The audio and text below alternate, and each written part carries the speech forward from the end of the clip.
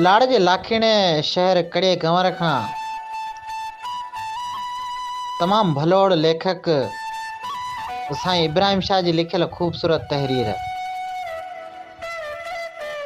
ए लहंदड़ सिज जी लालाण तोखे अलविदा। हर साल जियां ही साल बि एहसासनि जी उपटार में गुज़रियो। हर कदम ते मुश्किलातुनि सां मुक़ाबिला कंदा रहियासीं। कॾहिं बचपन जूं रौलाकड़ियूं त कॾहिं पंहिंजनि जे ॾिनल ॾुखनि जो वजूद खे खोखलो करे छॾनि। अॼु आख़िरी डिसंबर आहे ऐं आउं तनहा सर्द रात में बेंच ते वेही ज़िंदगीअ जो किताब खोले दर्दनि जो हिसाब करे रहियो आहियां ऐं गॾोगॾु इहो बि सोचे रहियो आहियां त ईंदड़ साल कहिड़ा ॾुखनि जा पहाड़ खणी ईंदो। जीअं को मवाली शराब जो आदी थी वेंदो आहे तीअं आउं ॾुखनि जो आदी बणिजी वियो आहियां। अॼु जी राति बि पंहिंजा वार विछायो आख़िरी डिसंबर खे अलविदा करे रही आहे ऐं साल 2021 जो बेसब्रीअ सां इंतज़ारु करे रही आहे। पर मूंखे नओं साल जो अचण जी का बि ख़ुशी कोन्हे। पर गुज़रंदड़ साल जो ॾुखु आहे जंहिंमें केतिरनि ई पंहिंजनि प्यारनि खां रुसवायूं रहियूं ऐं वरी कॾहिं बि प्यार जे पंछी को गीत न ॻायो।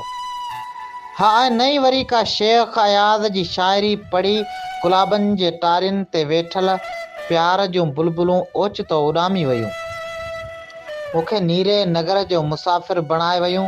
न चंड सां चर्चा रहिया न ई राति सां रिहाण रही।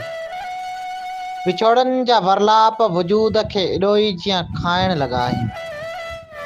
ख़ुशी छा हूंदी आहे आउं इहो सोचे बि नथो सघां। पर ग़म जी तारीख़ मुंहिंजे मुस्कुराहटनि खे ताला लॻाए छॾिया आहिनि। इंसानु मिटीअ जो हिकु पुतलो आहे, पर इन पुतले खे उहो छो विसरी वेंदो आहे त हीअ दुनिया मुसाफ़िर खानो आहे। ॾुख जी न पुॼाणी आहे, हर शख़्स कहाणी आहे। हाणे राति खे सकरात लॻी वई आहे ऐं उभरंदड़ सिज में साह पइजी रहियो आहे ऐं मुंहिंजे अखियुनि मां बि दरिया वही रहियो आहे। मुंहिंजे लफ़्ज़नि जी का बि माना कोन्हे, छो त आउं धरतीअ ते बोझ आहियां। पंहिंजनि जे नज़रनि में नाकाम ऐं किरियल इंसान आहियां। मुंहिंजे वजूद में ग़म जा सहरा ऐं रुगो वारी आहे ऐं आउं प्यार जो प्यासो आहियां। जीअं समुंड जे किनारनि खे लहरूं चुमियो ऐं वापसि मोटी वेंदियूं आहिनि, पर उन्हनि जी उञ उजाए न आहिनि सघंदियूं। पर ख़ैर दर्दनि जा दास्तान वॾा आहिनि ऐं राति तमामु नंढड़ी आहे। हे महबूब जी मुस्कुराहटनि जहिड़ी राति मूंखे अधूरो हुजण जो अहसासु ॾियारे रही आहे। पर पंहिंजनि दर्दनि खे ताला लॻाए पंहिंजनि प्यारनि ऐं दिलि वारनि दोस्तनि लाइ इहा दुआ थो घुरां त ईंदड़ साल 2021 सभिनी पिरी प्यारनि ऐं दोस्तनि ऐं अणपूरे रिश्तेदारनि लाइ बहारूं खणी अचे ऐं संदसि ज़िंदगीअ में ख़ुशहालीअ जो नओं सिज उभारे।